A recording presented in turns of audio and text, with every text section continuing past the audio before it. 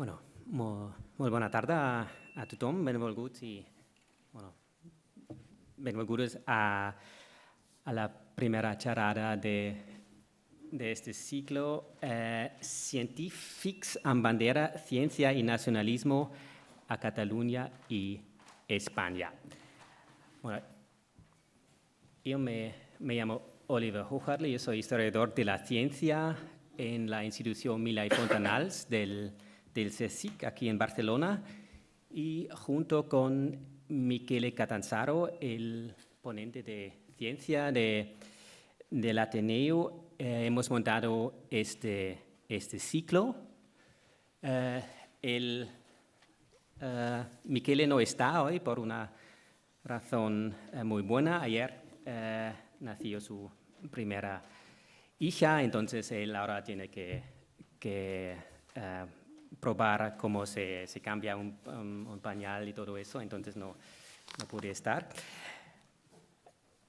Pero hemos montado este ciclo juntos pensando en que, bueno, este año 2014 es el tricentenario del 1714 y, bueno, queremos echar un vistazo un poco diferente a lo que se celebra y el tipo de memoria que hay este año en Barcelona y en Cataluña, y a través de nuestra disciplina, la historia de la ciencia.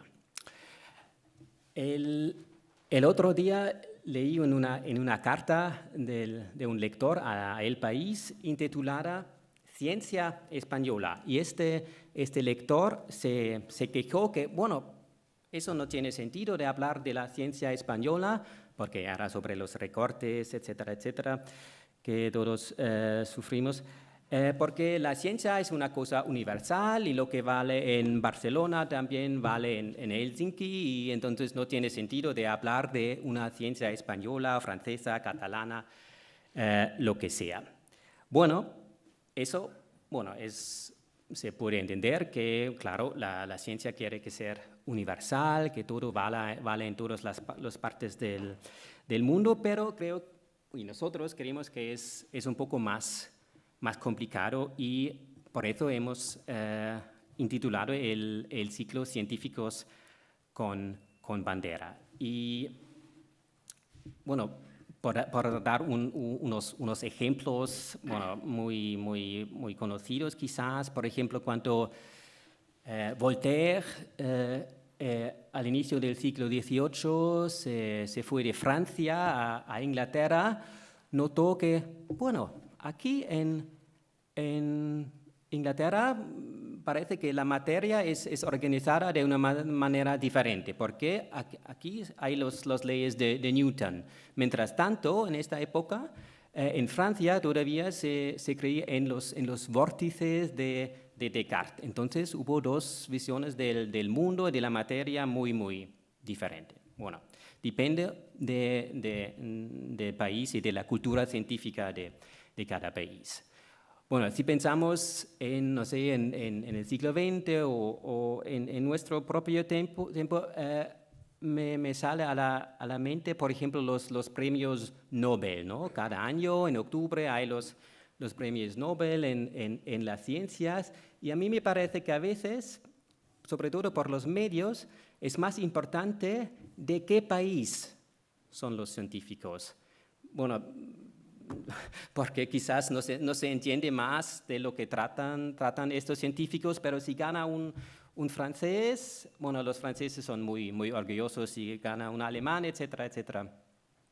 Son muy orgullosos los alemanes, y, bueno, mala suerte, los españoles solo tienen dos premios Nobel en ciencias y todavía están esperando, pero seguro si un día va a ganar un español, vamos a ver qué entusiasmo habrá en este país. Bueno, estos son unos ejemplos que quizás indican que, bueno, es no tan fácil, que la idea que la ciencia es universal, bueno, es una idea, es un ideal, pero en realidad hay muchos más, bueno, interacciones entre la ciencia, la investigación y su entorno. Y este entorno es muchas veces determinada por cosas políticas, de ideología y del ámbito nacional o regional en que se desarrolla la investigación. Y por eso hemos montado este ciclo con 3 charlas, con 3 ejemplos diferentes, 3 disciplinas diferentes y 3, épocas diferentes. Empezamos hoy con una charla sobre la ciencia y la historia natural en Cataluña hacia 1900. La segunda charla al inicio de mayo va a tratar de la física en la España de Franco. Y por último, la tercera charla va a tratar de la paleoantropología, de la búsqueda de los orígenes humanos, en el caso de Atapuerca. Entonces, en los 2 últimos casos tenemos la ciencia española como caso. Es un poco la idea de este ciclo, demostrar con ejemplos diferentes que el ámbito, el contexto de la ciencia determina hasta un cierto punto lo que hace la ciencia y los investigadores. Ahora es mi gran honor y placer de introducir nuestro primer ponente, el doctor José Pardo Tomás. Es mi colega de despacho, es investigadora científica de la institución Milà i Fontanals, del CSIC. Tiene, más que un campo de conocimiento y de investigación. Trabaja mucho sobre la historia de la medicina en el contexto colonial en los siglos XVI, XVII, las relaciones con México. Tiene mucha investigación sobre la cultura de historia natural aquí en Barcelona y en Cataluña. Y uno de sus temas preferidos son los gabinetes de maravillas. Y si me permite, voy a hacer un poco de propaganda para una exposición que va a abrir el 15 de mayo en el Museo de Ciencias Naturales, pero en la parte del Jardín Botánico, en el Montjuïc, sobre el gabinete de la familia de Salvador, el 15 de mayo. Y otro campo, y de eso va a hablar hoy, es la historia natural alrededor de 1900 en Barcelona, en Cataluña. Y no voy a decir más. Muchas gracias, Pepe, para participar en este ciclo. Y ahora vamos a escuchar Per la ciencia y per la patria, catalanisme y ciencias naturales del 1892 al 1925. Cuando quieras. Molt bé, moltes gràcies, Oliver, i gràcies a tots vosaltres per haver vingut en un dia tan plujós i tan primaveral. La primera cosa que hauria de dir és que, en realitat, d'allò que vaig a parlar avui és fonamentalment una recerca que està en marxa i que, per tant, està encara, no dic a les beceroles, però és una recerca que encara té molt per fer per davant, i és una recerca que no faig jo a soles, ni molt menys, que faig amb altra gent, fonamentalment amb 2 persones que estan fent la seva tesi doctoral sobre el Parc de la Ciutadella i el Museu Martorell, el Museu de Ciències Naturals de la Ciutadella, com a espais de divulgació i popularització de la ciència en el primer terç del segle XX. Aquestes 2 persones són Laura Valls i Ferran Aragón, i algunes de les coses que vaig emprar jo aquí en la meva xerrada d'avui, naturalment, provenen directament de la recerca d'aquestes 2 persones i no d'una recerca que hagi fet jo directament. El que sí que és cert és que jo vaig començar a preocupar-me per la història del museu que n'hi ha en el Parc de la Ciutadella i dels edificis que hi ha allí, arran de l'encàrrec de l'actual direcció del Museu de Ciències Naturals sobre què anava a passar una vegada es traslladés el museu a el que ara s'anomena el Museu Blau, allà en el Fòrum, i vaig rebre l'encàrrec de pensar en l'edifici del Museu Martorell com a un edifici d'exposició permanent sobre història de la ciència a la ciutat i al país. Les retallades pressupostàries i els canvis polítics sembla ser que han deixat aquest projecte en el calaix, però des del punt de vista acadèmic, des de l'any 2010, estem desenvolupant la tasca que ens toca com a professionals d'Història de la Ciència, que és la de fer recerca sobre la història d'aquest museu. Bé, dit tot això, començarem la xerrada d'avui, i la xerrada d'avui m'agradaria començar-la per una anècdota, o, si voleu, per un fet singular que està relacionat amb el mamut del parc. Suposo que la major part dels presents, si no tots els presents, saben perfectament de l'existència del mamut en el Parc de la Ciutadella perquè encara hi és. Aquesta foto és una foto de l'any 1907, perquè va ser en l'any 1907 quan aquest mamut es va construir i es va col·locar en el Parc de la Ciutadella. També dintre de l'anècdota, però de manera molt interessant, caldria parlar de la tècnica de construcció del mamut. El mamut és una paradoxa en si mateix. En 1907 el mamut parla, òbviament, de fauna extingida fa milers d'anys, però en la seva construcció s'empra una tecnologia, un material absolutament innovador en aquest moment en la ciutat de Barcelona, que és el ciment i el ciment forjat. El primer edifici que es fa amb ciment forjat és de 2 anys després de la construcció del mamut i encara el podem veure en el carrer Pelayo, antics magatzems dalmasses, crec que es deien. És l'edifici aquest de la bola dalt i de les escultures al costat que hi ha en el carrer Pelai. Aquest és el primer edifici que es fa amb aquesta tècnica.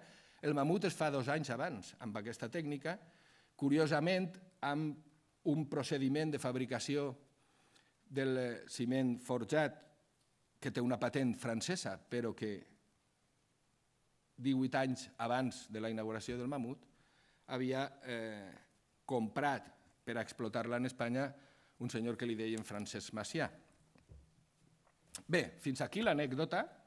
Aquest és el mamut quan es va ja a inaugurar i després de 1907.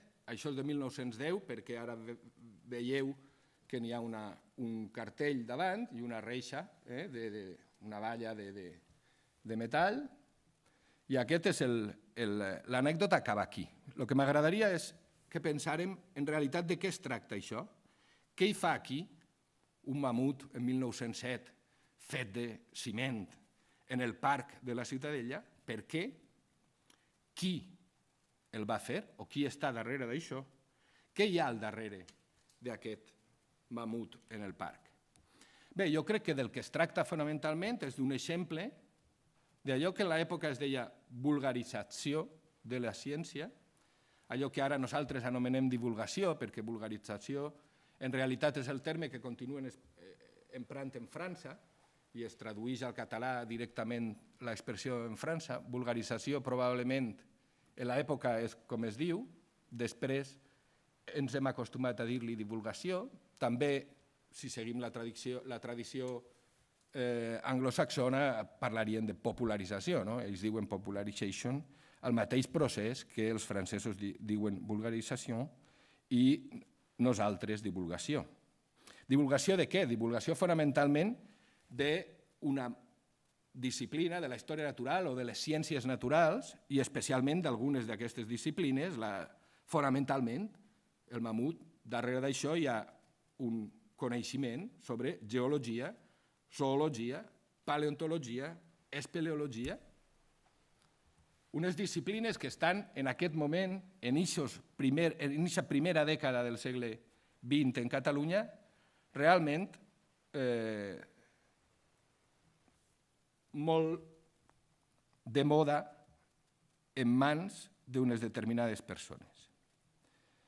Aquesta és una publicació de 1909 que explícitament i de manera molt evident parla de sotaterra, no? I d'allò que es troba sotaterra, publicada per el Club Muntanyenc de Barcelona, un dels protagonistes de la consolidació de l'espeleologia com a tècnica, diguem, d'exploració del territori i del territori submergit del país. Però què hi fa un mamut antidiluvià en el parc? I dic antidiluvià perquè això és el que diu el cartell que se li posa en 1907.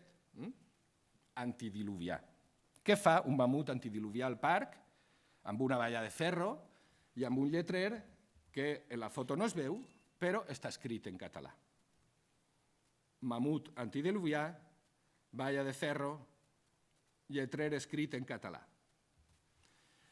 El mamut, dic, forma part i és un exemple d'un programa de vulgarització que, a més, en el parc no anava a ser només el mamut, anaven a ser molts altres elements igual construïts en gran, a mida natural, igual que el mamut, però que al final no es varen fer més que els models, i aquest és un d'ells, se conserven tots els models de més de mitja dotzena d'altres animals extingits antidiluvians que estava pensat de col·locar en el parc.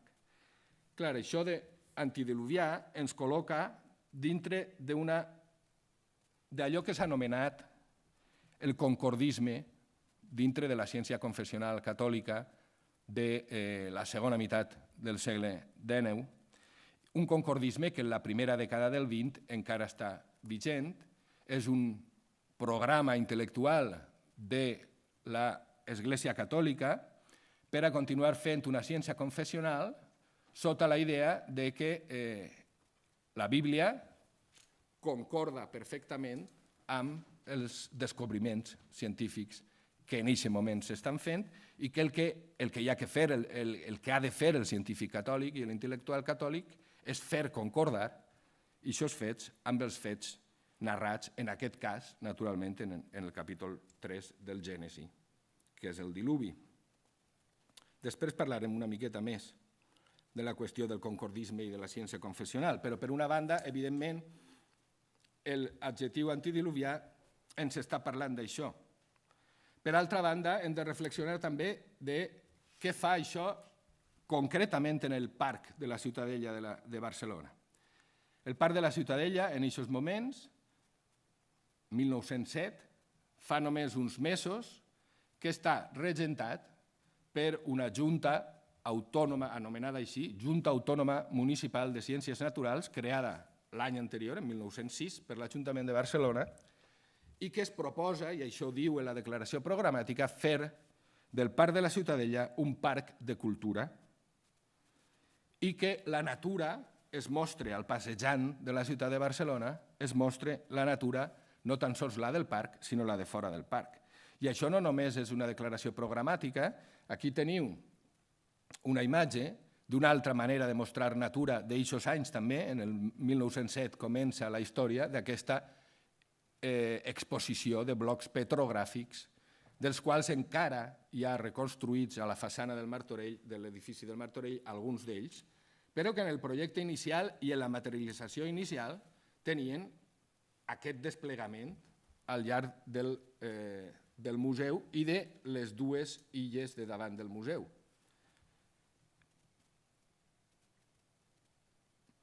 Quina natura és la que i per què es vol mostrar en el parc urbà de la ciutat la natura del país?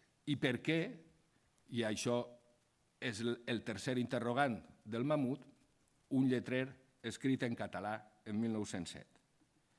Naturalment, darrere de tot això hi ha el moviment que de moment nosaltres hem batejat com el del catalanisme científic, del qual després, més endavant, parlaré de qui són els seus actors. Abans m'agradaria parlar mínimament d'aquesta idea de natura patriòtica o de pàtria natural, d'una visió de la natura que hi ha darrere d'aquest programa de vulgarització en el parc i darrere de moltes de les activitats d'aquest grup de gent en la primera dècada del segle XX.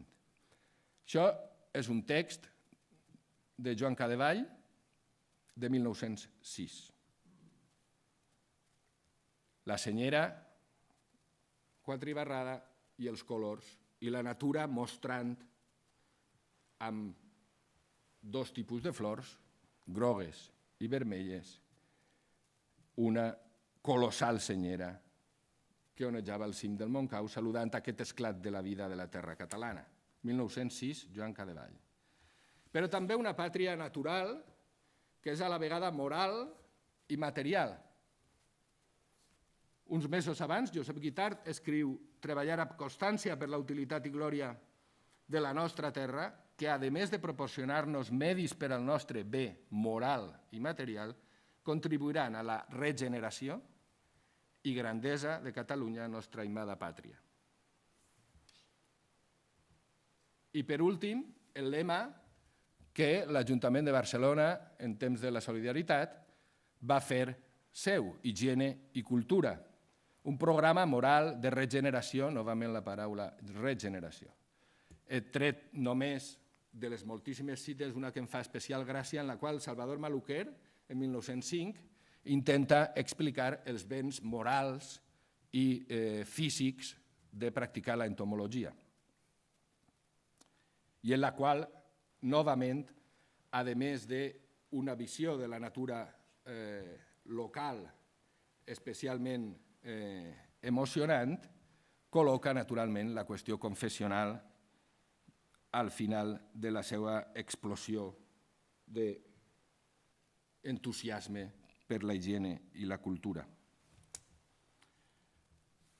Per tant, això només és una mostra, no volia tampoc portar molts, però feu-me confiança quan vos dic que la producció d'aquesta primera dècada del segle XX dels científics naturalistes que escriuen en català està plena d'aquest discurs, un discurs científic vulgaritzador, com diuen ells, és a dir, amb la voluntat explícita d'arribar a molta gent, un discurs que és, per una banda, patriòtic, contínua i insistentment patriòtic, per altra banda, formatiu, amb una voluntat de formar consciències, i així es diu, i de formar intel·lectualment a la joventut, un discurs que és confessional, un discurs que és conservador i a la vegada modern, i això no és una paradoxa, i utilitza. És un poc com el ciment forjat del mamut. És aquesta modernització conservadora que també representa en aquests moments el nou gran partit que està naixent i que està entrant i irrompint en la política catalana, que és la Lliga Regionalista. Per tant, modern i conservador no són en absolut contraris, sinó que en aquest moment són absolutament units en el mateix discurs. Un discurs científic que és a la vegada redemptor i que és moral i que és utilitarista, sempre sobre, i ja ho hem vist abans, el regeneracionisme és un regeneracionisme moral, però també és material, també es tracta d'aprofitar els recursos que aquesta natura patriòtica o aquesta pàtria natural està donant, i que és transversal en el sentit que se vol interclassista i que se vol transversal socialment. Una idea de la natura que sempre és teleològica, la natura està posada ahí per el creador, però amb una finalitat, i la finalitat és el bé moral i material dels catalans, que és antropomòrfica, totes les metàfores sobre la natura tenen un fons antropomorf, un comportament, els fenòmens naturals i el propi paisatge antropomòrfic, i que és sentimental i que és sagrada. Però a la vegada, en el cas de les ciències naturals està molt clar, tot això es fa en un marc de sociabilitat amb l'aparença de ser políticament neutral. Ja tornarem sobre aquesta idea de la neutralitat política i de cap a on mira realment la divulgació o cap a on no vol mirar la gent que fa divulgació de les ciències naturals en la Catalunya del primer quart del segle XX. I és un programa fortament mobilitzador. Aquesta idea formativa i redentora i utilitarista es vol mobilitzadora de les audiències. Massou explicava amb una ambigüitat molt característica del discurs d'aquesta època, l'estudi de tot allò, les ciències naturals diu l'estudi de tot allò que dona caràcter propi al nostre poble per a deduir-ne les lògiques conseqüències. Qui ha de deduir aquestes lògiques conseqüències i quines són aquestes lògiques conseqüències ho anirem veient. Tot això ve de molt enrere, evidentment. No acaba de sorgir en el moment on s'inaugura el Mamut. El Mamut és una anècdota, un punt d'inflexió important pel que representa la Junta de Ciències Naturals en el parc. Tot això ve de molt enrere, fonamentalment de la sortida després del sexenni, de la sortida política i social i intel·lectual després del sexenni revolucionari.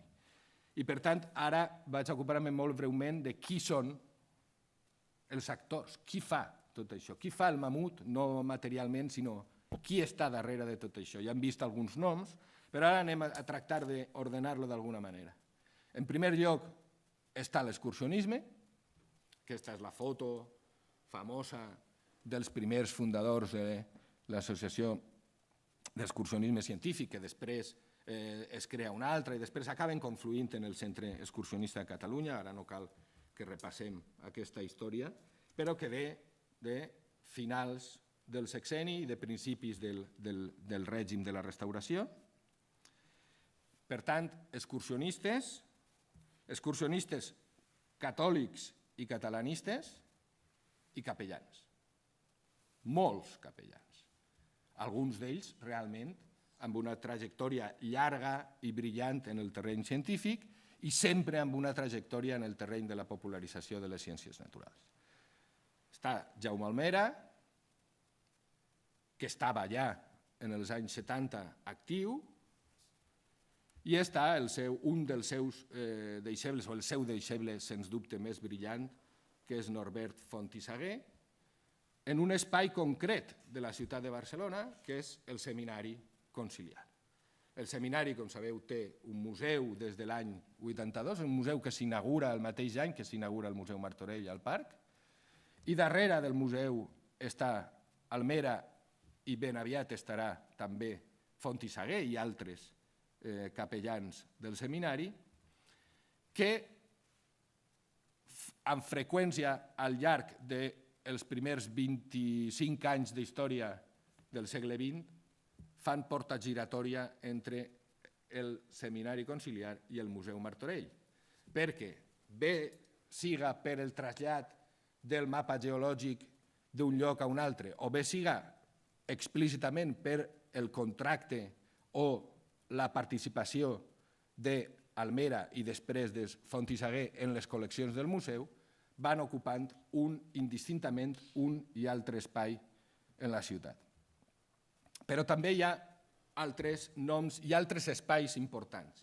Si resseguim els autors que esclaten en aquesta primera meitat del segle XX i que estan darrere del projecte, en concret, Font i Saguer està darrere del projecte del Mamut tan directament com que és ell el que dissenya tot el pla d'ocupació del parc amb aquesta fauna antediluviana.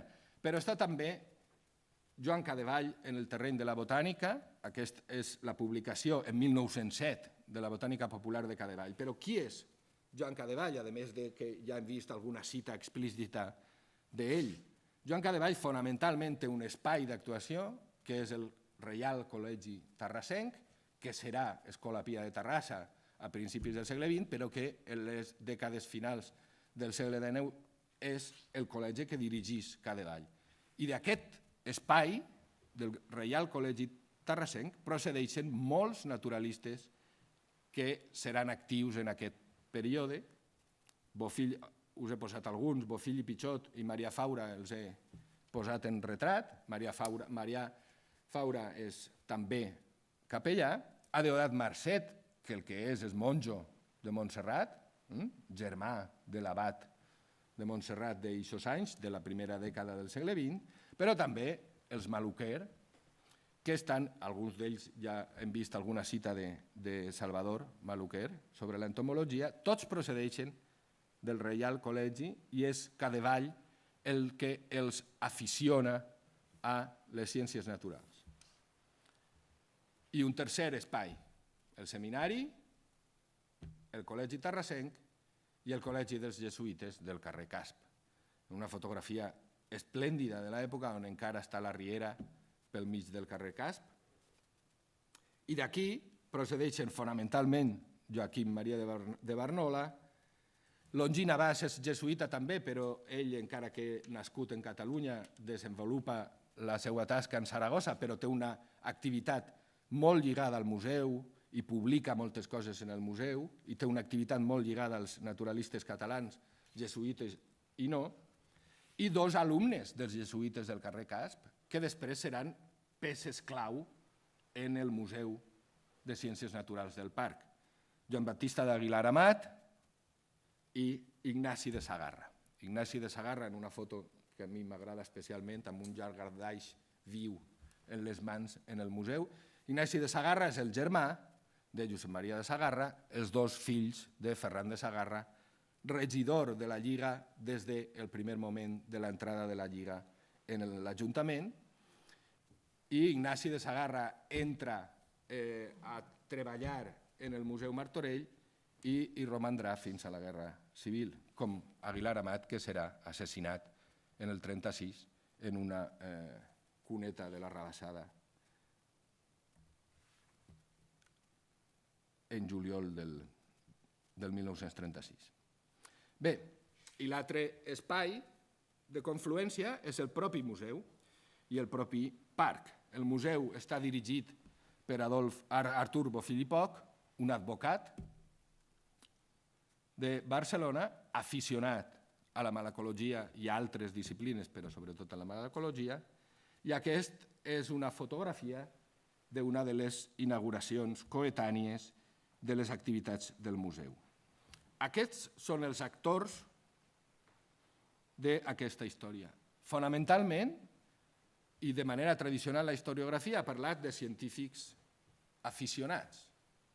I aquest és un terme especialment interessant en aquests moments, perquè realment bona part d'aquesta gent estrictament és naturalista amateur. Hi ha gent que és metge, hi ha gent que és farmacèutica, veterinaris, però també advocats, enginyers, arquitectes, capellans, professors, i per tant aquesta qualificació d'aficionats en aquest moment està transformant-se. Una de les vies, una de les finalitats òbvies de tota aquesta campanya de popularització de les ciències naturals és obrir una via de professionalització. I això és el que passarà en els joves de les primeres dècades del segle XX. Els joves formats en els jesuïtes, com Sagarra o com Aguilar Amat, alguns dels joves formats en el Terrassenc, el que faran és, al final, professionalitzar-se com a naturalistes gràcies al museu i gràcies a aquest programa de popularització de les ciències naturals en el parc i en el museu de la ciutat de Barcelona. I, per tant, hi ha que preguntar-se políticament, darrere d'això, què és el que hi ha? Perquè cronològicament aquesta ocupació o apropiació d'un museu i d'un parc nascuts, com sabeu perfectament, el museu un poquet abans de l'exposició de 1888 i un altre, el parc, pràcticament coetani a 1888, i en canvi a partir de la primera dècada del segle XX absolutament apropiat per el grup hegemònic en l'Ajuntament de Barcelona, que és la Lliga.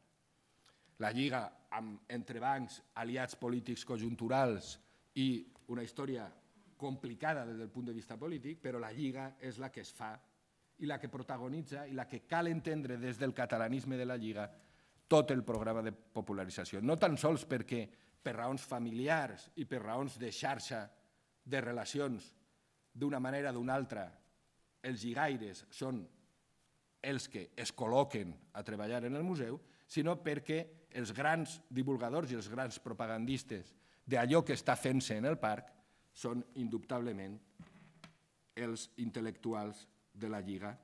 I és la Lliga, amb el seu poder polític primer en l'Ajuntament i a partir de les eleccions en les quals la Diputació provincial és presidida per Prat i simptomàticament en el moment en què Prat arriba a la presidència de la Diputació, la Junta Autònoma Municipal de Ciències Naturals es transforma en Junta Mixta de Ciències Naturals entre l'Ajuntament i la Diputació i quan finalment, després d'una llarga i no exenta de problemes història, esdevé la Mancomunitat de Catalunya, de la qual d'ací a molts pocs dies, el dia 6 d'abril, celebrarem els 100 anys, la Junta Mixta de la Diputació i de l'Ajuntament esdevé una Junta de la Mancomunitat de Catalunya, sempre presidida per Prat de la Riba, com sabeu, al principi.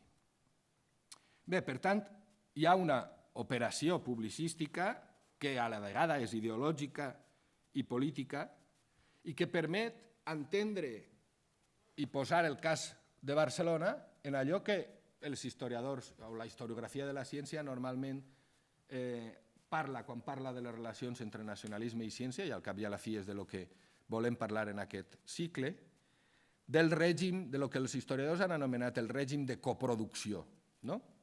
Aquesta idea una miqueta innovadora dintre de la historiografia de la ciència, en la qual no és tant la pregunta de qui utilitza qui i com, diguem, el nacionalisme o la construcció de la nació utilitza la ciència en la construcció de la nació o si és a l'inrevés, és la ciència que està professionalitzant-se i que està consolidant-se com a activitat important dintre dels estats-nacions, utilitza o no utilitza el nacionalisme. És un debat del huevo i la gallina, que probablement la manera d'entendre-lo més adequada és aquest concepte de coproducció. Una producció encomandita i que se retroalimenta una cosa amb l'altra. La edificació dels estats-nacions o de les nacions que volen i aspiren a tenir estat i la producció d'un entramat científic, institucional i professionalitzador de la ciència com a activitat important dintre d'aquests estats-nació. Una coproducció, en el cas català i en molts dels altres casos també, que jo crec que també cal incloure dintre d'aquests coproductors a la religió i a les esglésies nacionals o no, que operen també en la coproducció dels estats i de la ciència. En el fons, a mi m'agrada molt l'al·legoria contínua que fa Ucelai Dacal en el llibre sobre l'imperialisme català. Ell fa, al final, sobretot, una al·legoria sobre, en realitat, què és el que en aquestes primeres dècades del segle XX li dona sentit modernitzador i innovador en la política espanyola i catalana a la Lliga, i ell acaba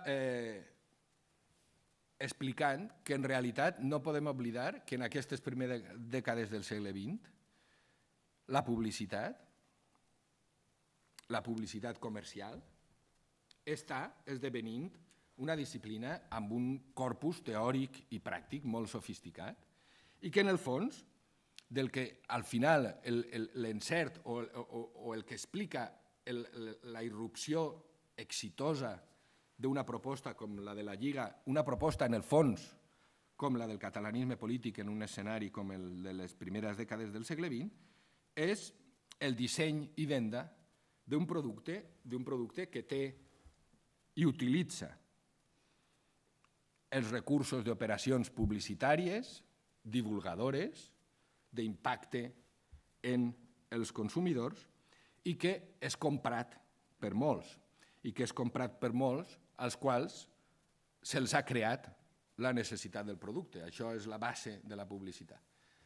Ucelai Dacal ho relaciona amb l'admiració que gent com Prat, Eugeni d'Ors i alguns intel·lectuals de la Lliga tenien per la personalitat del president Roosevelt. El president Roosevelt, no el poliovilític, sinó son tio, el primer, el de primers del segle XX. El president Roosevelt és conegut, entre altres raons, per haver incorporat, diguem, la nova disciplina de la publicitat comercial a la política amb un gran èxit i un desplegament d'intervenció mediàtica molt important i molt admirat per els líders de la Lliga. Per tant, jo crec que no és tan desgabellat pensar en un programa de popularització de les ciències naturals a la Catalunya noucentista arrelat en aquest món que us he tractat d'explicar. I arrelat en el museu i arrelat en el parc.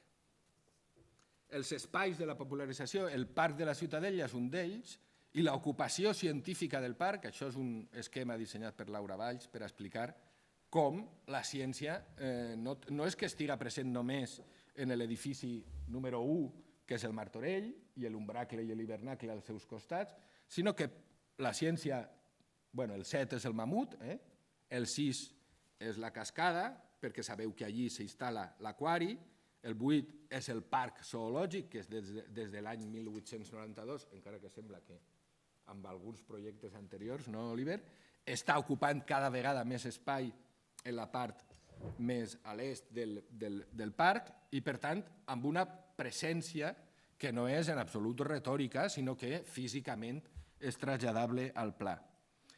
Uns espais de popularització en els quals, evidentment, el museu i la Junta juguen un paper rector, però un espai de popularització l'ocupació del qual no se pot comprendre sense l'enorme força de l'associacionisme catalanista, que ve de l'excursionisme, que ve de les intervencions de l'Església a través del seminari, del Col·legi Terrassenc i de CASP, però que ve també d'institucions i associacions que són coetanis i que se creen en aquest moment. La Institució Catalana d'Història Natural en molt primer lloc, una institució confessional, catalanista, creada en l'últim any del segle XIX, refundada en 1904 i amb una activitat força important abans i després d'esdevindre una societat filial de l'Institut d'Estudis Catalans, quan es crearà després l'Institut.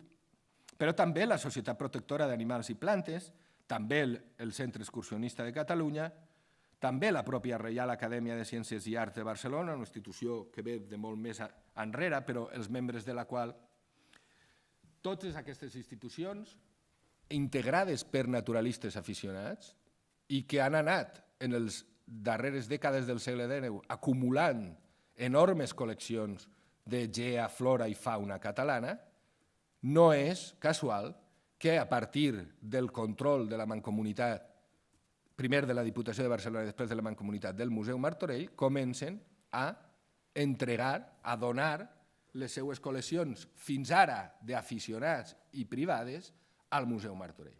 En 1916 s'integra la col·lecció de Cadevall, en 1917 s'integra la col·lecció de la Institució Catalana d'Història Natural, poc després les col·leccions de la Reial Acadèmia de Ciències i Arts, tots materialment conflueixen i per això també l'expansió dels propis edificis del museu, perquè no hi cap tot en el Martorell, perquè tot aquest associacionisme ha trobat per fi amb l'ocupació política de determinades institucions, ha trobat per fi el destí de les seues col·leccions.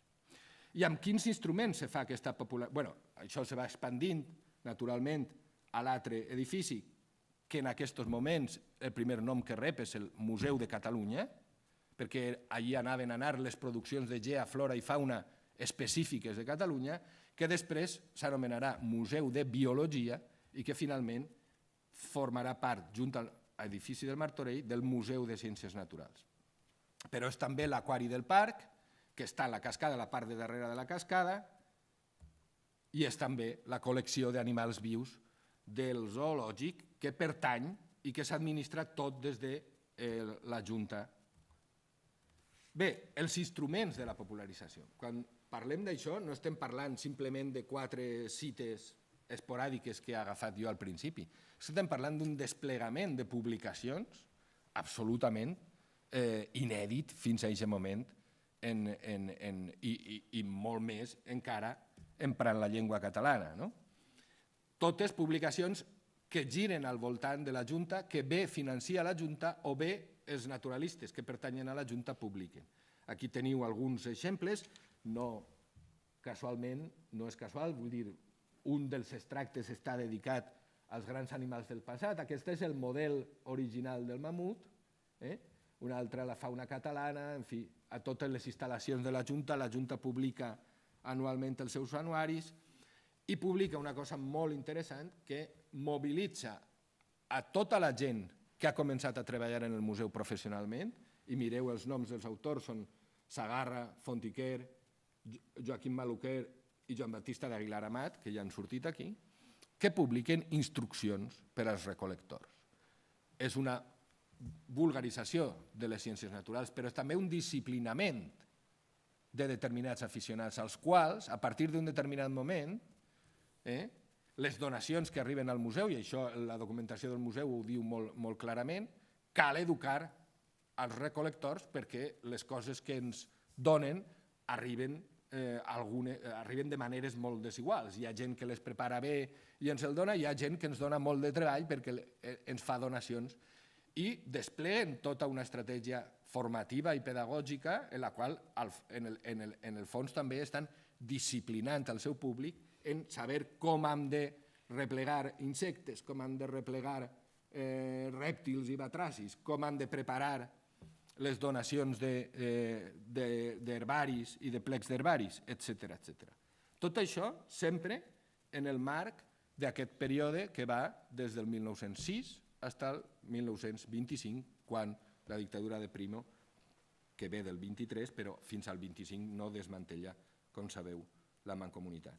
És a dir, els instruments de la popularització són en primer lloc aquestes revistes i publicacions, però també, aquí n'hi ha altres, Les bèsties del parc, l'Aquari d'Aigua Dolça del propi Maluquer, després traduït al castellà.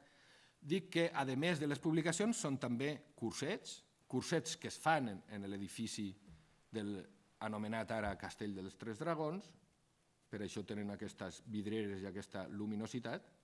Aquest no sé si vegeu, però la pissarra el que estan és ensenyant entomologia, això és una mosca, no? Però també exposicions contínuament en el parc, exposicions de bolets, exposicions de corals, exposicions d'esponges, exposicions de tot tipus amb una afluència nombrosa de públic i després un desplegament d'aquesta professionalització en l'espai i en l'edifici emblemàtic de la professionalització del museu, que és el Castell dels Tres Dragons, on s'instal·len laboratoris de zoologia, laboratoris d'entomologia, laboratoris de geologia, laboratoris de botànica, i fan aquest desplegament propagandístic en les publicacions de l'obra feta de la Mancomunitat, aquests senyors i senyores posant davant del microscopi, i senyores, moltes senyores.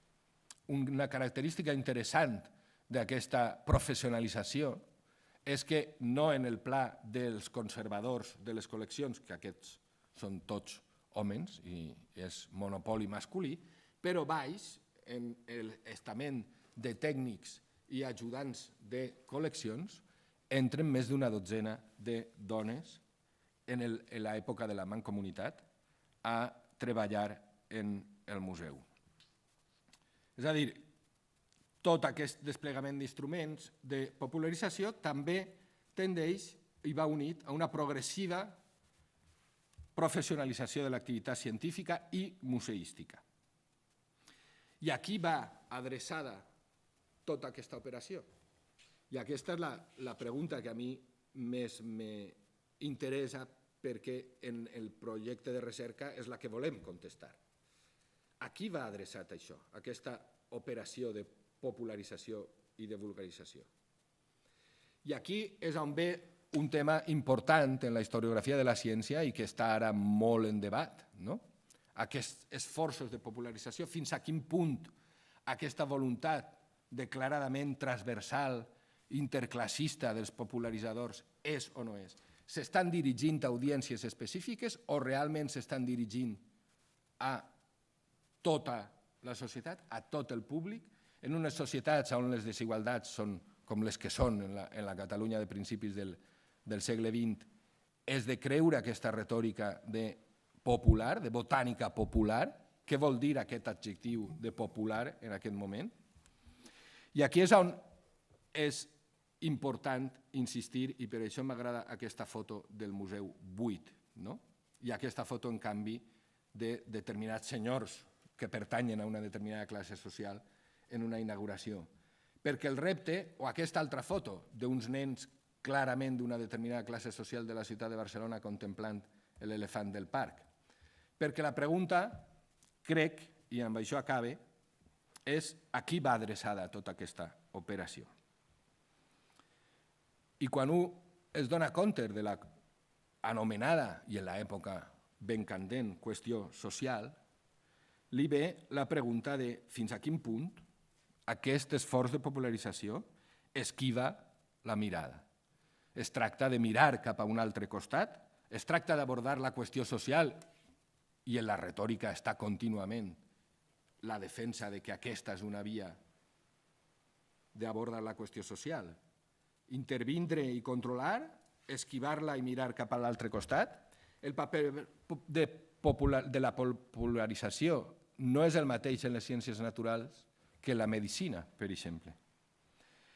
El paper de la popularització de les ciències naturals en aquest període té un component lenitiu i apaivagador de les tensions socials, o és que els receptors de la popularització són només les mesocràcies urbanes intranquil·les i preocupades pels esclats de la tensió social, que no cal dir en aquestes dècades en les quals estem contemplant aquest parc ple de ciència en la ciutat de Barcelona, són molt fortes.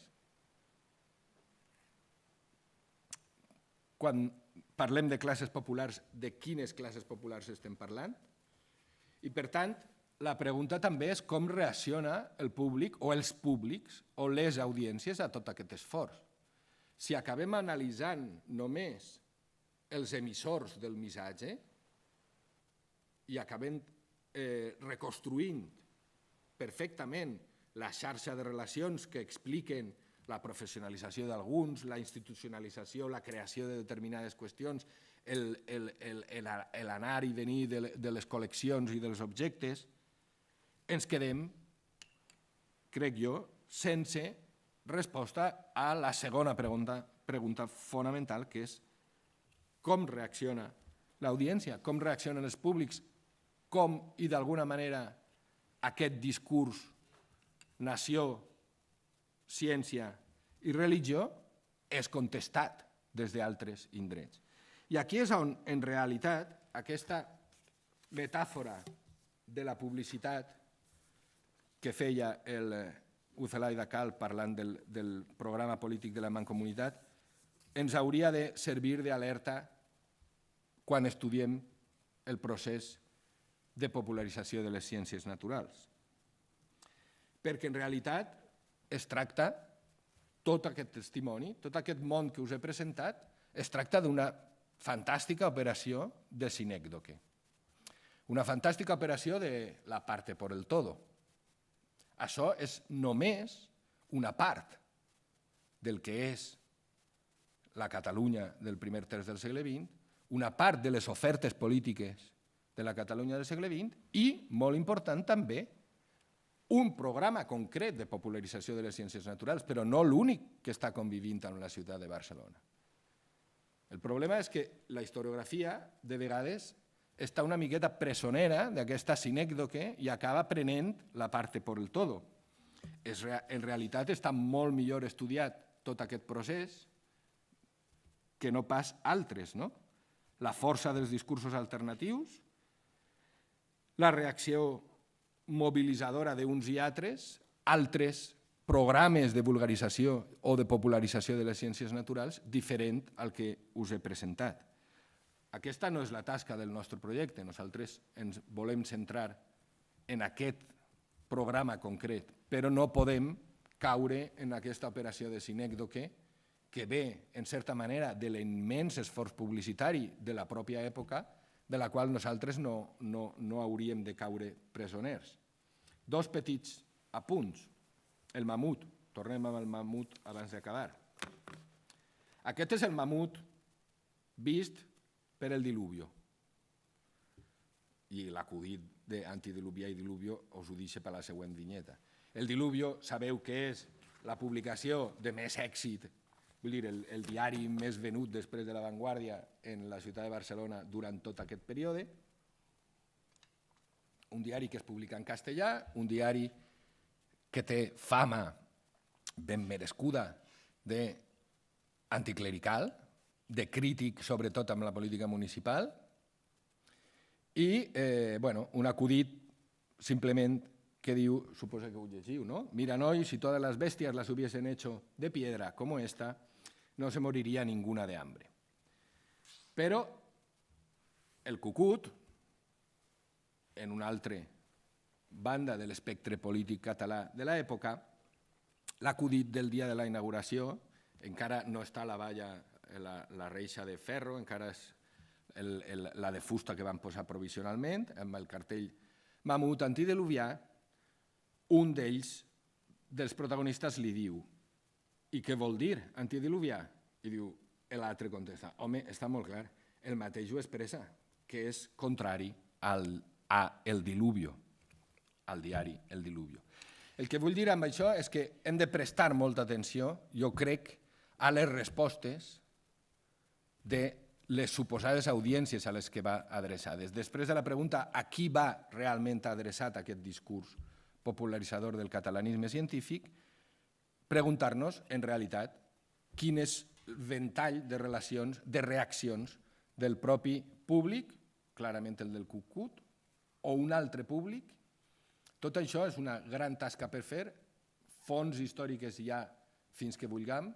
Un dels problemes terribles de la magnífica, per altra banda, esforç de tindre l'avantguàrdia digitalitzada és que estem convertint les recerques sobre la premsa de l'època en unes recerques no ja sinècdoques, sinó que ens quedem realment en una... Vull dir, la tendència a mirar què diu l'avantguàrdia sobre determinades coses, al final és tan fàcil això que al final acabem presoners d'un discurs que potser no ens està allunyant d'altres historiadors dels anys 80, quan no tenien aquestes novetats i quan s'anaven a consultar la premsa, tenien que consultar pàgina per pàgina i consultaven més premsa que l'avantguàrdia.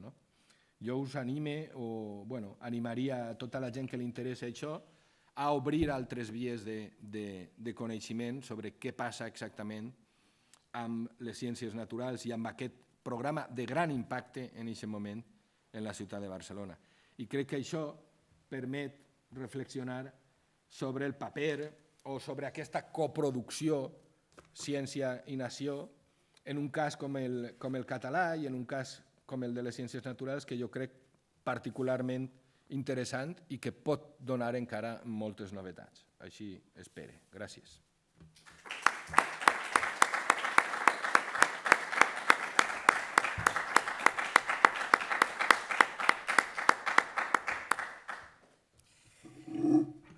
Muchísimas gracias, Pepe, por este discurso y estas reflexiones. Y ahora tenemos un poco de tiempo para discutir, para hacer un poco de coproducción del conocimiento juntos. ¿Quién quiere la palabra? Emma.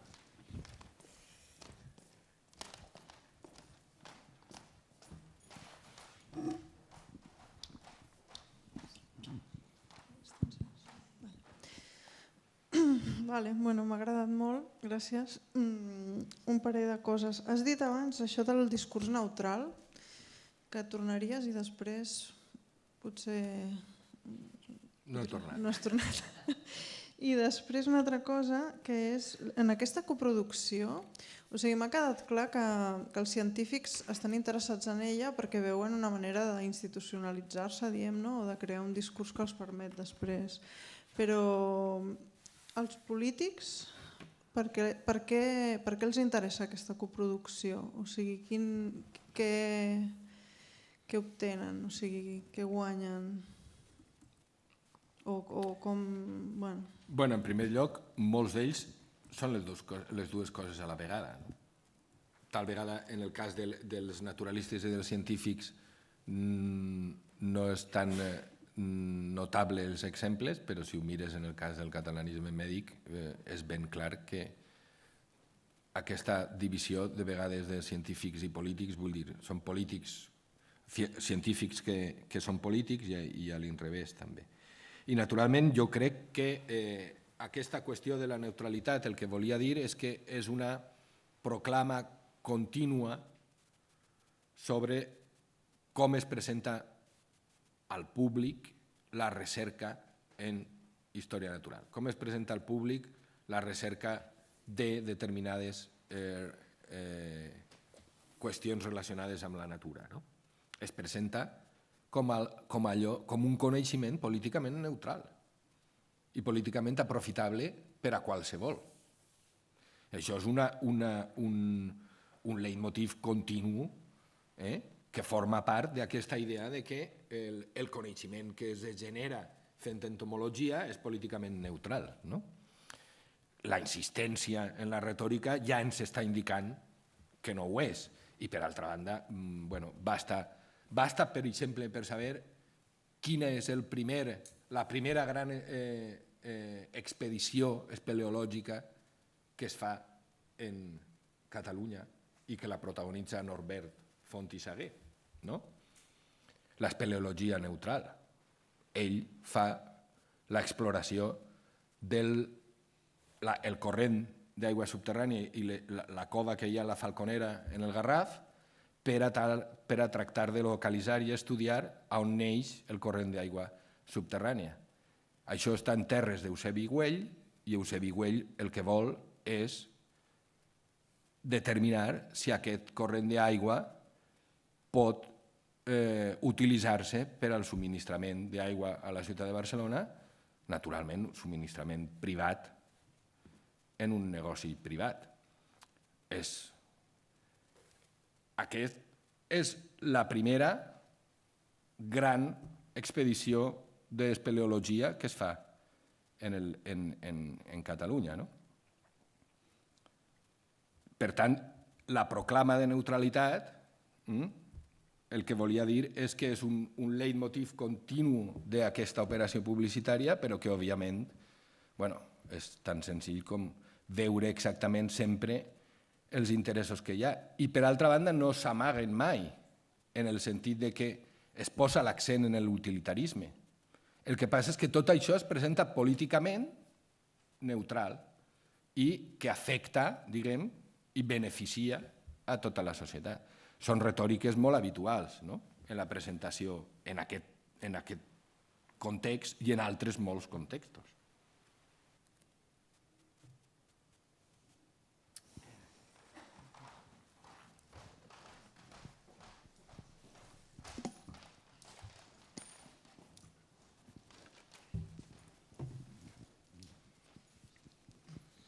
Sí, ha dit abans que una patent sobre el mamut que l'havia adquirit un tal Macià, Francesc Macià. És el que ens imaginem? Sí. El coronel Macià. Llavors la meva pregunta és, un militar podia comprar això, una patent, al marge que l'exèrcit, diguem, de la seva empresa? És que Macià és moltes coses, no tan sols és militar i no ho és en tot... Macià va comprar la patent en 1891 i el que passa és que després la va vendre en 1899 a, crec que es diu Dalmau, que és qui construeix el mamut. I, clar, és que jo crec que en 1891 Macià ja no és coronel de l'exèrcit. De tota manera, no és estrany veure enginyers militars actuant, comprant patents o adquirint drets d'explotació de patents, millor dit, per a determinades qüestions en altres països i coses així. Però sí, és Macià el que després serà president de la Generalitat. No ho sé, jo no tinc... Sé que és en 1891 quan ell adquireix aquesta drets d'explotació de la patent i sé que ho torna a vendre en 1899, però no sé si en aquest moment és o no és coronel de l'exèrcit. Si algú està més posat en la biografia de l'avi...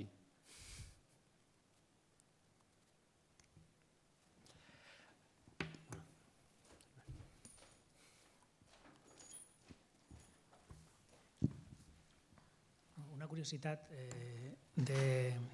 a la foto aquesta que ha sortit amb tots aquests naturalistes, tothom era de la Lliga, tothom era aquest perfil. Altres naturalistes, per exemple, com Odón de Güell, per exemple, estava també en aquesta foto. Participava amb ells en algun tipus de... No, Odón està esporàdicament... Home, Odón ha d'estar en la Junta de Ciències Naturals tot el temps que és catedràtic d'Història Natural en la Universitat de Barcelona, perquè la Junta es constituïx i un membre obligat de la Junta, com és lògic, ha de ser el catedràtic d'Història Natural de la universitat. Els pocs anys que està Odón en aquesta situació, perquè la Junta es crea en 1906 i Odón se'n va a Madrid crec que en 1910. Els primers 4 anys de la Junta, Odón està assentat en la Junta. Però, clar, Odón pertany a un altre univers ideològic i polític. El que passa és que en aquests moments, en realitat, la Junta actua amb una majoria de gent, no lligaires militants tots de la Lliga, però pensa que com que també la Institució Catalana d'Història Natural, la Real Acadèmia de Ciències i Arts de Barcelona i altres associacions tenen també un membre en la Junta, la majoria pertanyen a aquest catalanisme catòlic conservador, és majoria en la Junta des del principi fins al final d'aquest període, des de la creació fins al final. De tota manera, les relacions institucionals d'Odón amb Odón de Güell en aquests anys, en aquests pocs anys que li queden en Barcelona, amb aquesta gent no és tan conflictiva com havia estat en el passat. I, de fet, és curiós perquè alguns dels projectes que ells presenten en el parc són projectes que havien estat en mans o havien estat projectats per Odón. I Odón pensava que quan tingueren els republicans suficient majoria en l'Ajuntament, tindrien que llançar aquests projectes. Nominalment, alguns se pareixen molt. Els que tenia Odón de Güell, els que després es materialitzen aquí. Però, òbviament, el contingut d'algunes coses és radicalment diferent. I l'activitat d'Odón de Güell és ben coneguda.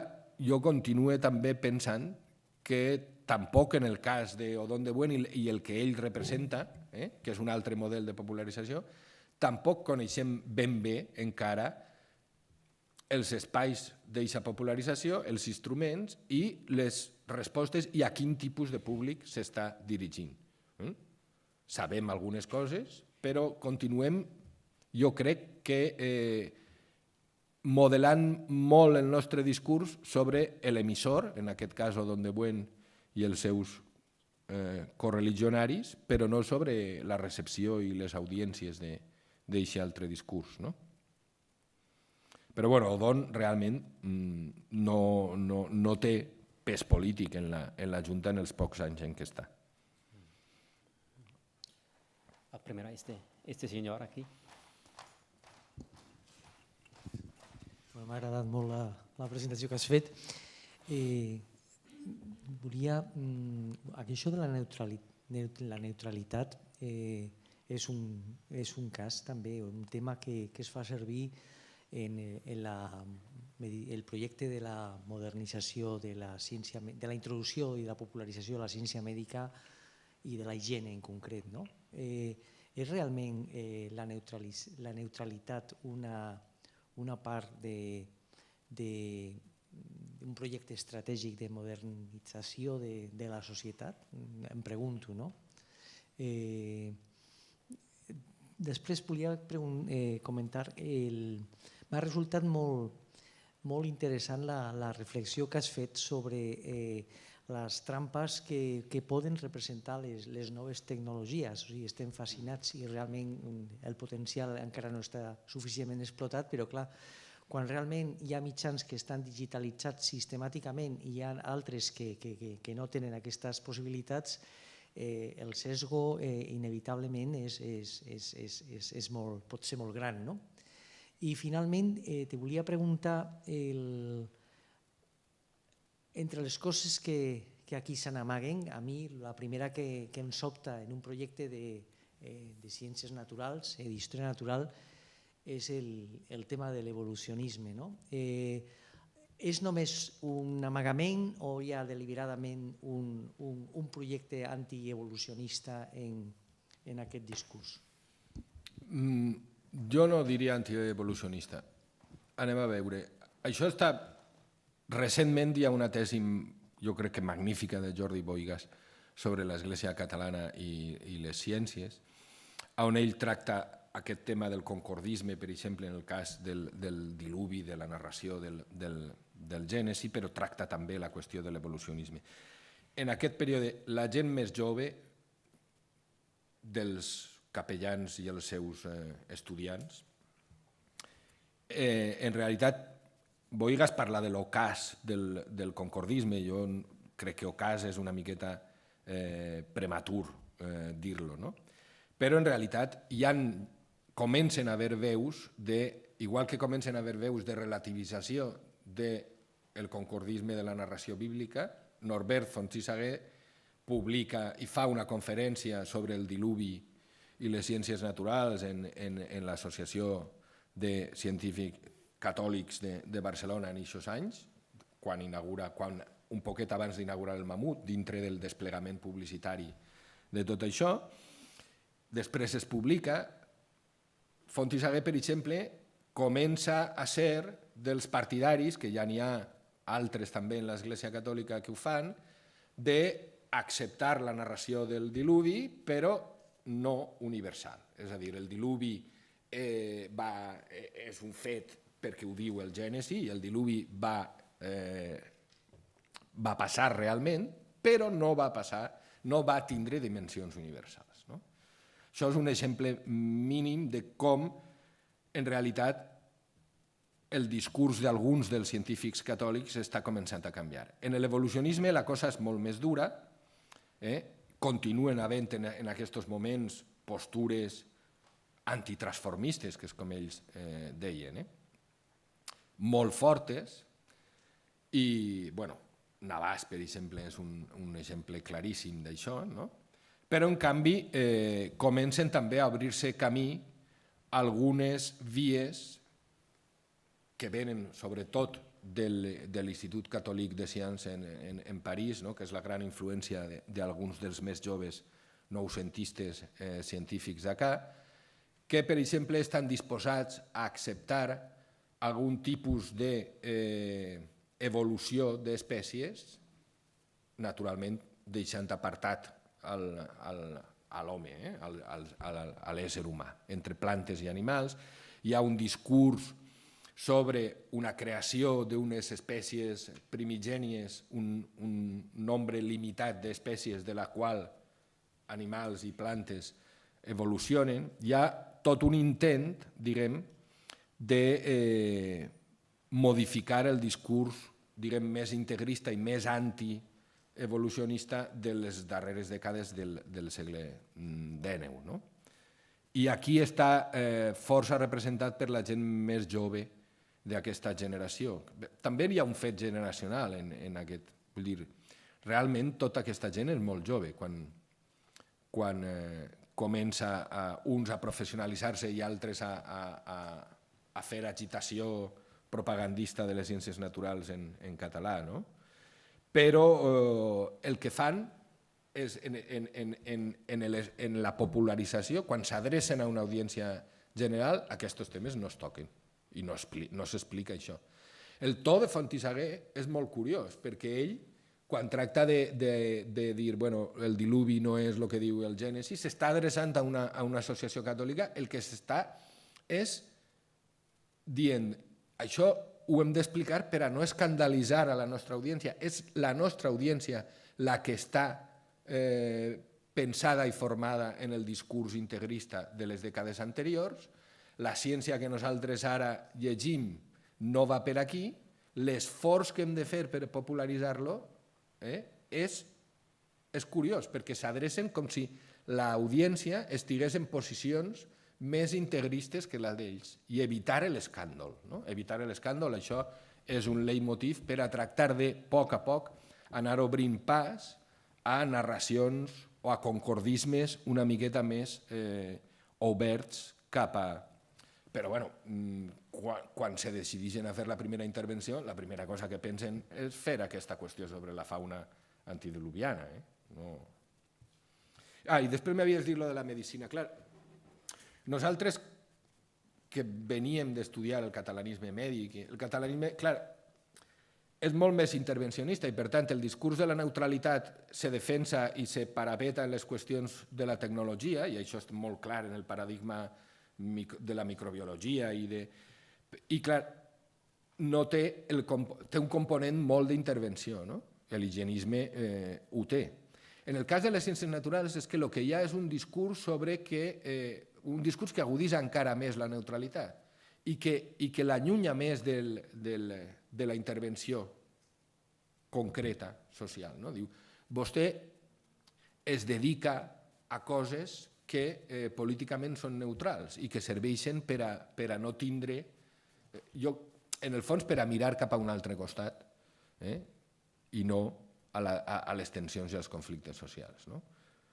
Això, en fi, és atractiu per a una determinada gent i per a una determinada manera de formar a una joventut en una acció política molt clara, de signe, vull dir, conservador, i, per altra banda, amb uns referents d'esbarjo i d'intel·lectualitat i de formació més asèptic. I les ciències naturals, paradoxalment, que estan intervenint en el territori i en la transformació política, en la transformació industrial i econòmica del país molt fortament, aparentment són presentats com més neutrals encara que la medicina.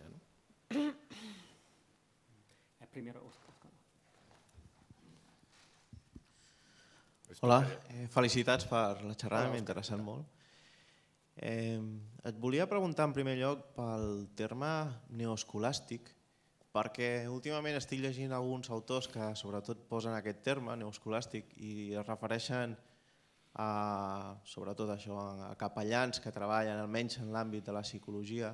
Volia saber què en penses del terme en primer lloc i si es pot relacionar amb els capellans que tu has nombrat abans. I després has dit alguna cosa així com naturalistes amateurs, aficionats. M'agradaria també que donessis, a veure si pots parlar o donar 4 pinzellades més sobre això, en la qüestió de si aquests naturalistes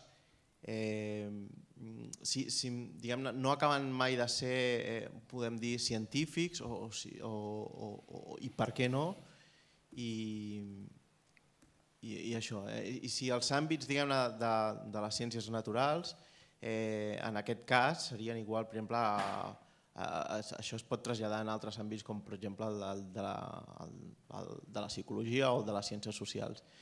I ja per acabar, és només una idea, ni tan sols és una reflexió, però sobre a qui va dirigit, la pregunta que deies tu, a qui va dirigit una mica això, la popularització.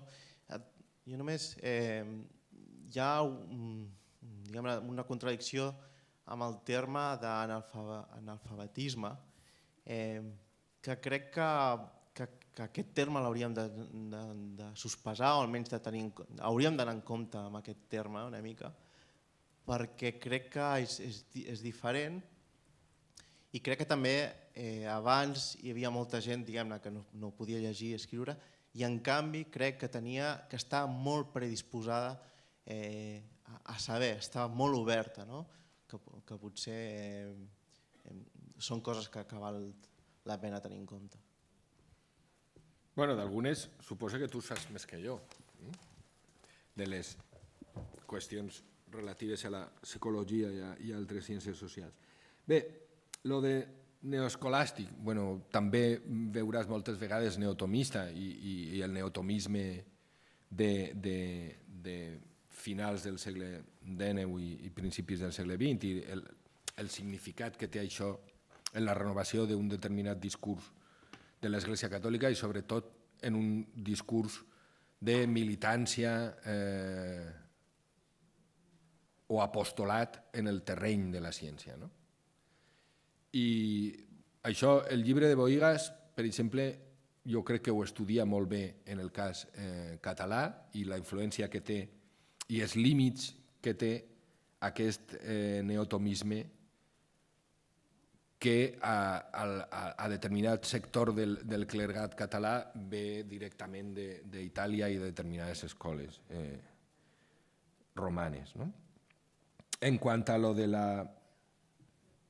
lo dels aficionats. Clar, aquest és un gran tema per a les ciències naturals, també ho és en altres disciplines, però en les ciències naturals és un gran tema en el qual precisament jo crec que el que és molt interessant en aquest període i en aquest context concret és com s'obri una via de professionalització i com hi ha tota una resposta entusiasta de la popularització per part d'altres professionals que pertanyen, diguem, al món de les professions tecnològiques, com pot ser els enginyers o els arquitectes, de les professions sanitàries, com poden ser els metges i els veterinaris, i com s'obri una via nova per a la qual gent com Ignasi de Sagarra, per exemple, que és una persona que estudia en jesuïtes i que després, evidentment, no acaba per problemes de salut i altres,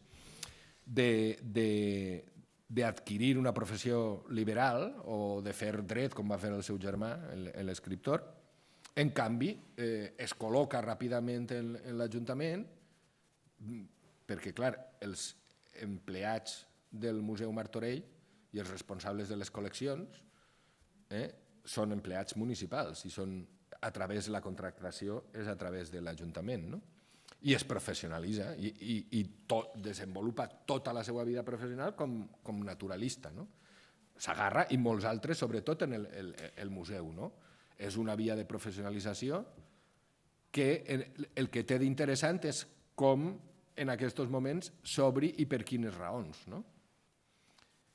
Però, naturalment, el gruix no tan sols de la recerca, sinó de la recol·lecció dels materials continua estant en mans de naturalistes aficionats i de gent del centre excursionista o gent que és a través del centre excursionista o de la Institució Catalana d'Història Natural com es formen i a través de tota aquesta política, diguem, de divulgació de les ciències, com adquireixen aquesta formació. I l'últim que m'has dit era sobre...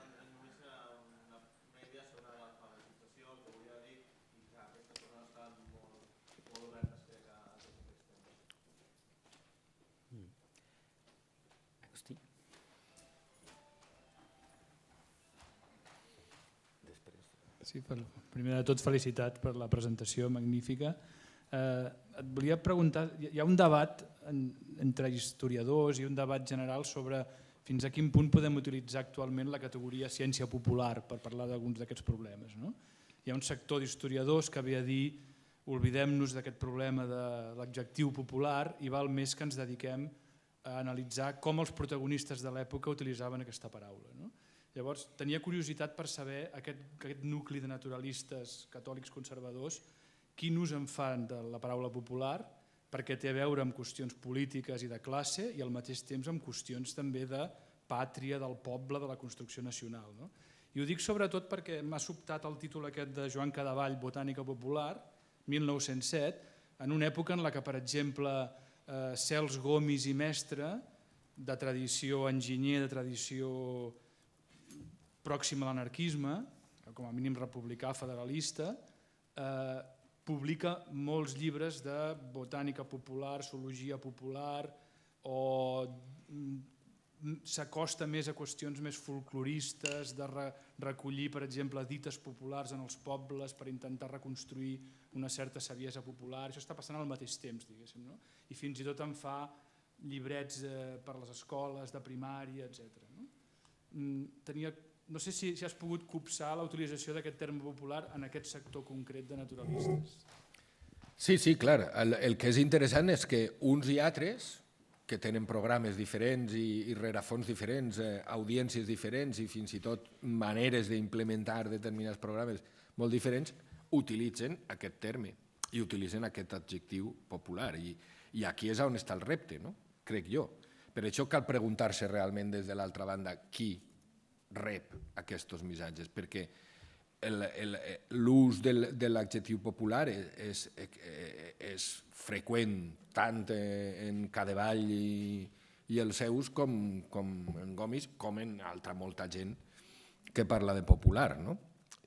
I, per cert, també, ara s'ha anat Lluís Calvo, que potser d'això en sabia més, però a mi se m'ha oblidat dir la qüestió de la relació amb l'etnografia i el pas aquest de la terra i el paisatge i com determinats sectors de la població formen part del paisatge.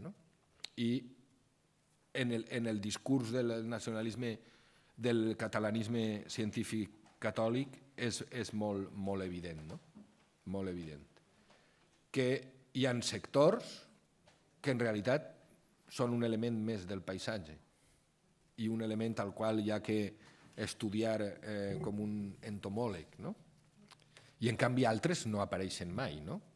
L'excursió de Fontissaguer en el Vallès és absolutament per llegir, perquè s'entusiasma amb el paisatge, s'entusiasma amb el paisatge industrial i li encanten les fàbriques, però les fàbriques les veu de lluny.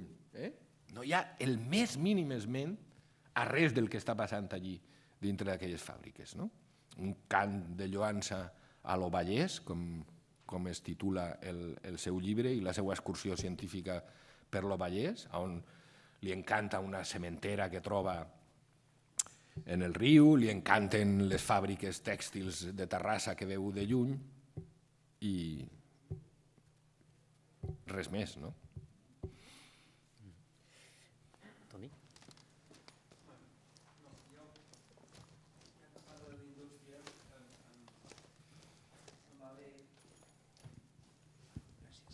No, és que hi ha una cosa que és prou complicada i voldria entrar-hi, és el personatge aquest, el Cadevall. El Cadevall era profe de mates, no ho dic perquè sí, però era profe de mates al Real Colegio Terrassense. Jo crec que allà, no sé si va explicar mai ciències naturals, potser ho feia explicar a altres, i evidentment va organitzar la col·lecció i els gabinets, etc.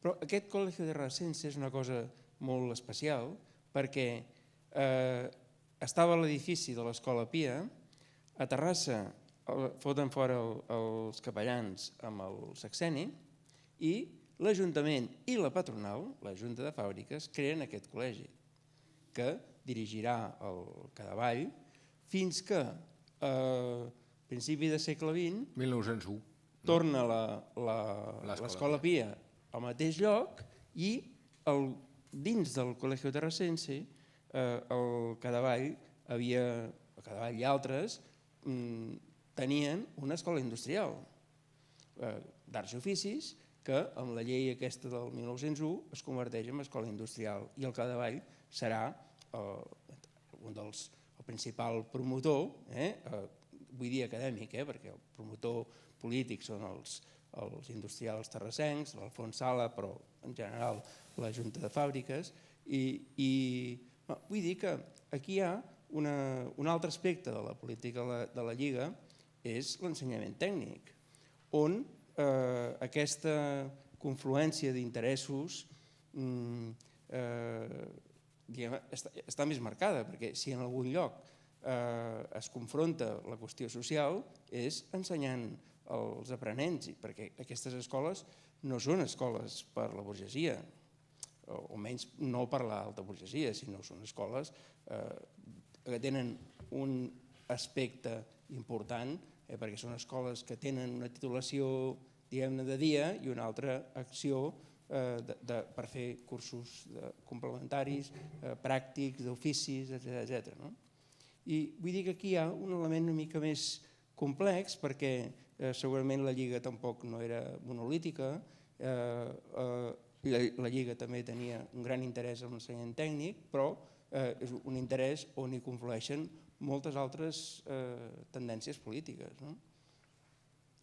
Res, curiós perquè tècnicament són aficionats molts d'aquests perquè no estudien ciències naturals, són enginyers industrials, etc. I en aquest sentit, Cadevall, clar, una cosa és el que ensenya en les aules i ensenya matemàtiques, però vull dir, és el propi Cadevall i també, sobretot, els alumnes de Cadevall que han passat per el Terrassenc, els que diuen que els va ensenyar botànica, que els va ensenyar geologia i que els va ensenyar zoologia i que, clar, fora, diguem, del que és l'aula, però que ell és el mestre, el propi Marcet ho diu, però ell ho diu també de Marcet, diu, mira, el millor alumne, l'alumne més brillant que he tingut jo, i no se referia a les matemàtiques, sinó a aquesta formació, diguem, extraescolar que els hi feia, era el Marcet, el de Montserrat. I en realitat ell està darrere de tota aquesta gent perquè passen per el Terrassenc. Sobre si és o no per a la burgesia, depèn. Pel matí i per la vesprada o per la tarda potser no és el mateix. Els Maluquer, Déu-n'hi-do, si no són burgesia. Vull dir, l'avi del Maluquer havia estat alcalde de Barcelona, son pare és qui és, en fi, uns... Al col·legi. Sí, sí, sí. I aquesta duplicitat, en tot cas, vull dir, clar, Cadevall, a més, i el seu vincle amb la patronal terrassenca i en la pròpia Terrassa va molt més enllà del col·legi, com bé saps, no? I és un personatge molt interessant i que forma molta altra gent en altres coses, no? Però forma a un munt de naturalistes, molts dels quals acaben professionalitzant-se gràcies al museu, no? I gràcies a la militància, no dic de carnet, però sí al pertanyen a determinades famílies que són les que munten la Lliga i l'univers que està entorn de la Lliga, que és molt complex i que acaba donant postures polítiques concretes dintre des del punt de vista del catalanisme, però també des del punt de vista de la qüestió social, molt diferents, òbviament, no? Però això no vol dir, hegemònicament, i els que acaben en realitat organitzant i reclutant i decidint qui recluta qui, són ells, no? Que són els que tenen poder en les institucions. Durant estos anys, clar, després ja no. Bueno, si permitéis, voy a plantear la última pregunta de esta sesión. En las fuentes, como nos enseñaron, salen frases como la fauna catalana y estas cosas, pero es para volver también al tema del ciclo. La frase, la ciencia catalana no sale en las fuentes.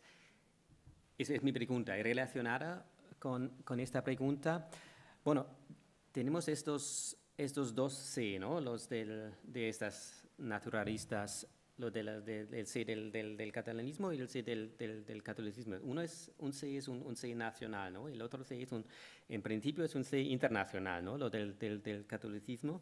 Y no como la ciencia, pero bueno, el concordismo es algo que se practica también en Francia, en parte de Alemania, en Italia, etcétera, etcétera. ¿Cómo se se perciben estos naturalistas católicos catalanes a sí mismos como científicos o naturalistas catalanes, como naturalistas católicos? ¿Tienen un sentido de ser, de pertenecer a una comunidad más grande, quizás católica, con sus colegas en Francia, etcétera? Eso es mi pregunta. Bueno, la expresión ciencia catalana no aparecerá en las fuentes que yo he destacado aquí, pero aparece como es lógico y como aparece la expresión ciencia española y ciencia francesa y ciencia con todos los adjetivos nacionales en una época además como esta, en donde, o sea que por ese lado aparece y tanto que aparece, ¿no? Que por otra parte es lenguaje común y lo sigue siendo, como tú has señalado al principio. En cuanto a lo de internacional, nacional, es que el nacionalismo también es internacional en esa época muy claramente, y lo es siempre también, ¿no? Y yo creo que ellos se perciben a sí mismos, claro que se perciben como catalanistas y como católicos. Es que para ellos no hace falta muchas veces especificar una cosa o la otra, es que la idea de la transmisión de valores cristianos y de sólida base cristiana del nacionalismo catalán en ellos es inseparable una cosa de la otra. Lo que sí que hacen a la hora de establecer redes internacionales, y algunos de ellos son muy activos, Bofill y Poch, que claro, está tantos años en la dirección del museo que se lo puede permitir, ellos tienen una perfecta conexión con las instituciones científicas católicas francesas, italianas en muy primer lugar, pero también alemanas y también de otros lugares, ¿no? Pero especialmente Alemania, Italia y Francia, y el riquísimo mapa de instituciones científicas católicas de estos países, ¿no? Bueno, y Latinoamérica, claro. Ellos tienen también muy claramente una red. Los que son de órdenes religiosas, evidentemente la propia orden religiosa la suministra, pero el contacto con instituciones católicas del ámbito latinoamericano también es muy grande. Muy bien. Si permitéis, acabamos aquí. Muchísimas gracias otra vez al ponente y a vosotros para la discusión.